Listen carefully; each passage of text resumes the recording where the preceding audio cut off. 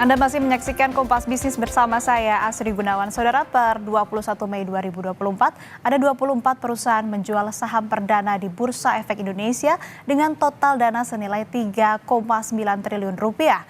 Hingga saat ini terdapat 39 perusahaan masuk dalam antrean penjualan saham di bursa. Bagaimana minat investor terhadap saham perdana di kuartal pertama ini? Sudah bergabung bersama kami Ketua Asosiasi Dana Pensiun Abdul Hadi. Selamat pagi Pak Hadi. Pak, terkait dengan Pagi, Mbak Asri. banyaknya saham-saham yang baru masuk atau melantai di Bursa Efek Indonesia, bagaimana menurut Anda kinerja saham-saham di Indonesia di tahun 2024 ini dan sentimen apa yang paling menjadi perhatian Anda di tahun ini? Iya, baik secara umum ya bahwa kinerja pasar saham kita di dalam tahun 2024 ini saya bilang cukup menantang ya, bahwa memang ini siklus gitu ya, cukup menantang. Setelah tahun 2023 cukup baik gitu ya, kemudian sampai dengan pertengahan Maret 2024 juga masih baik gitu ya, investor asing masuk cukup positif gitu ya, namun sampai dengan Mei ini sedikit berbalik arah gitu ya, jadi investor asing juga mengurangi masuknya ke dalam pasar saham di dalam negeri kita gitu. Namun ini berharap bahwa situasi yang siklus aja yang kembali membaik gitu ya. Ya memang indeks saham dalam masa yang negatif gitu ya. Ini tak lepas dari beberapa sentimen gitu ya yang membuat investor lebih berhati-hati menunggu gitu ya. Dan ini harapannya bersifat temporer pasti gitu ya. Kami sebagai investor yang bersifat long term, Asosiasi Dana Pensiun ini lebih mengharapkan segera kembali berbaik dan ekonomi kembali membaik, dan termasuk juga harapan kepada pemerintahan yang baru ini segera memberikan harapan kepada kami untuk dapat investasi yang lebih baik gitu ya.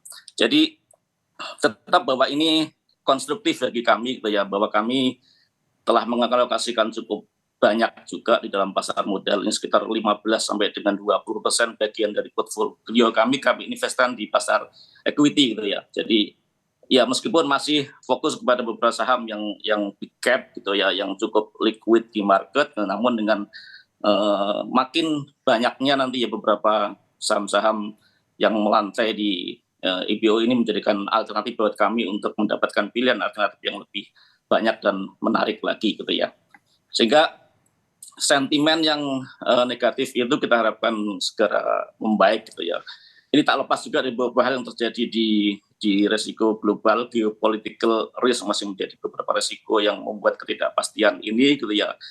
Kemudian juga beberapa negara penting di dunia ini yang menjadi investor juga ke dalam negeri masih menerapkan tingkat suku bunga yang nampaknya masih tinggi dalam waktu yang cukup lama gitu ya, sehingga pertumbuhan ekonomi di negara-negara tersebut juga membawa pengaruh kepada kita gitu ya. Intinya geopolitical risk ini kan sifatnya mungkin kita harapkan juga temporer gitu ya, dan segera kembali membaik. Nah di domestik juga kita mengharapkan policy yang lebih mendukung kepada kami sebagai investor jangka panjang, dan kami menyambut baik beberapa perusahaan yang melakukan IPO itu ya, dan dalam proses juga akan menunggu proses masuk ke IPO ini menjadi punya persiapan yang baik gitu ya, yang punya fundamental yang bagus, yang lebih mengedepankan sebuah pertumbuhan jangka panjang gitu ya. Bahwa so far kalau perusahaan-perusahaan itu punya nilai value proposisi yang jelas gitu ya, yakin bahwa ada sebuah ceruk market yang spesifik, yang loyal kepada mereka, dan ini memberikan sebuah harapan untuk kepastian kami di dalam investasi jangka panjang gitu ya. Ya meskipun kami wait and see gitu ya dalam hal beberapa saham yang itu ini, karena kami lebih bersifat kepada long term investment, yakin bahwa jika hal tersebut cukup memenuhi kriteria kami akan masuk juga pada akhirnya gitu ya. Demikian Mbak Astri ya. Ya, tentu kondisi geopolitik diharapkan juga dinamikanya ini kembali membaik dan juga di domestik untuk perusahaan-perusahaan yang baru IPO ini diharapkan juga bisa memikirkan jangka panjang begitu ya Pak untuk bisa memberikan hasil yang terbaik bagi para investor. Lalu sampai bulan April 2024 ini kan sudah ada 22 perusahaan baru yang sahamnya tercatat di Bursa Efek Indonesia. Lalu sebetulnya bagaimana minat investor terhadap saham-saham yang baru IPO ini? Tentu kami sambut sangat baik ya, kami sangat sambut baik gitu ya, dan kami memberikan dukungan juga. Kami siap sebagai sebuah institusi investor institusi yang pada akhirnya akan masuk juga ya, meskipun bahwa tidak semua yang melantai ke publik di tahun 2024 ini langsung bisa membukukan kinerja yang positif gitu ya, bahwa tidak banyak juga yang langsung mencatatkan kinerja yang positif. Berapa justru turun gitu ya, sekitar 10%-an. Juga tahun 2023 kemarin juga posisinya juga sama di beberapa, sekitar 25%-an dari saham yang IPO itu psikologisnya jatuh kepada harga yang rendah gitu ya. Nah, sehingga meskipun itu memberikan indikasi kepada kami harus menunggu dulu saham-saham yang IPO, tapi ini cukup memberikan alternatif buat kami dia untuk sebuah investasi yang punya pilihan yang lebih banyak gitu ya. Nah, bahwa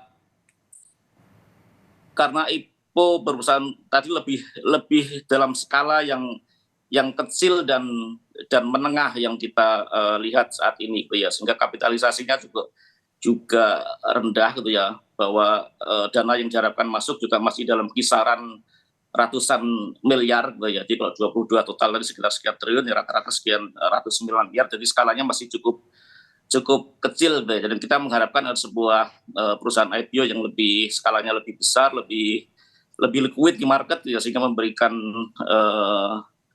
ketersediaan tanpa ada sebuah kejutan-kejutan yang pada saat investor mengambil untung itu membuat performanya ikut tergerak turun gitu. Sehingga bagi kami institusi yang bersifat long term ini akan punya keyakinan kalau saham-saham yang lebih liquid, lebih berskala besar itu cukup menjadi pilihan yang baik buat kami. Demikian Mbak Astri ya. Ya Pak, lalu dari sudut pandang Anda, sebetulnya apa saja sih faktor-faktor yang menjadi pertimbangan saat memutuskan berinvestasi di saham suatu perusahaan? Ya, kami long term ya, jadi kami perusahaan yang berinvestasi sifatnya long term karena jatuh temponya kewajiban kami memsiutan itu sudah pasti. Ya.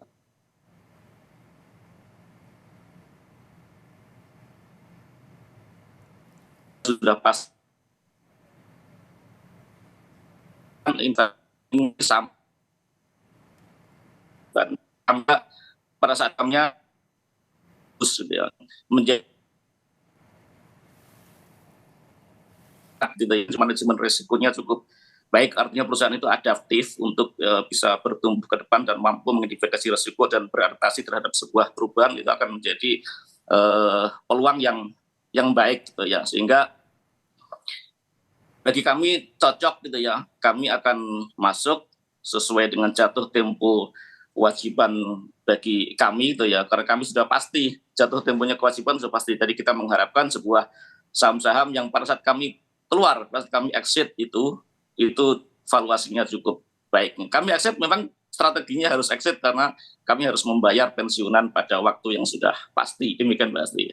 Ya, tadi juga disebutkan bahwa ini untuk pertimbangan-pertimbangan atau faktor-faktor yang menjadi pertimbangan dari para investor untuk kemudian menanam saham begitu. Salah satunya adalah soal long term dan juga tadi disebutkan evaluasi yang baik begitu ya Pak. Lalu menurut Anda perusahaan seperti apa sih sebetulnya yang menarik bagi investor institusi? Sektor apa yang paling menarik? Ya, bagi kami yang tentu relasinya kepada faktor-faktor makro, faktor-faktor demografi ke depan itu mudah kami memahaminya artinya, sehingga permintaan akan jangka panjang juga kita bisa estimasi dengan baik ya, sehingga perusahaan seperti itu menjadi cocok buat kami ya.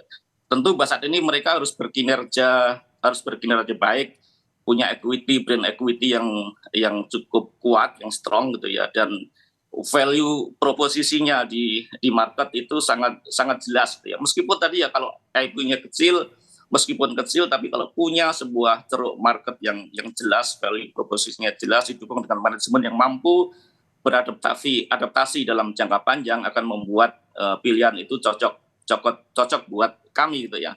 Nah, so far memang masih kami didominasi oleh sektor-sektor yang kuat saat ini, sektor finance gitu ya, utamanya di perbankan gitu ya.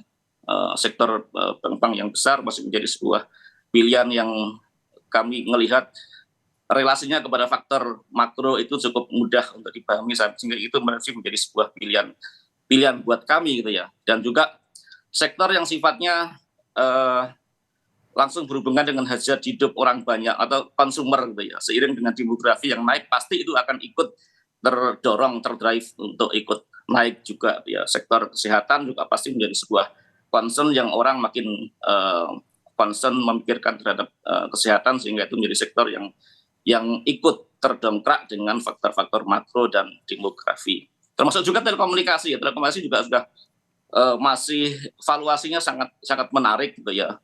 Volumenya juga cukup besar, dan long term juga perusahaan yang ini bisa beradaptasi dengan sebuah perkembangan teknologi, jadi juga menjadi sebuah pertimbangan buat kami untuk sektor-sektor tersebut.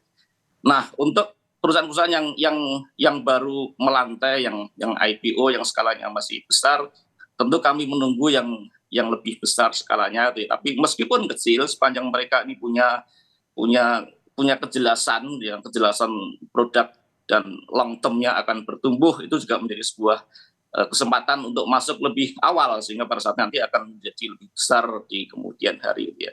Juga beberapa perusahaan yang concern kepada keberlanjutan jangka panjang gitu ya, mampu untuk mengadaptasi kepada tren-tren serta lebih ramah kepada hal yang sifatnya ekonomi, sosial dan lingkungan, itu juga menjadi sebuah perusahaan yang kedepannya akan tentu akan lebih bertahan secara jangka panjang, lebih resilient terhadap perubahan-perubahan lingkungan gitu ya. Demikian Mbak Asri.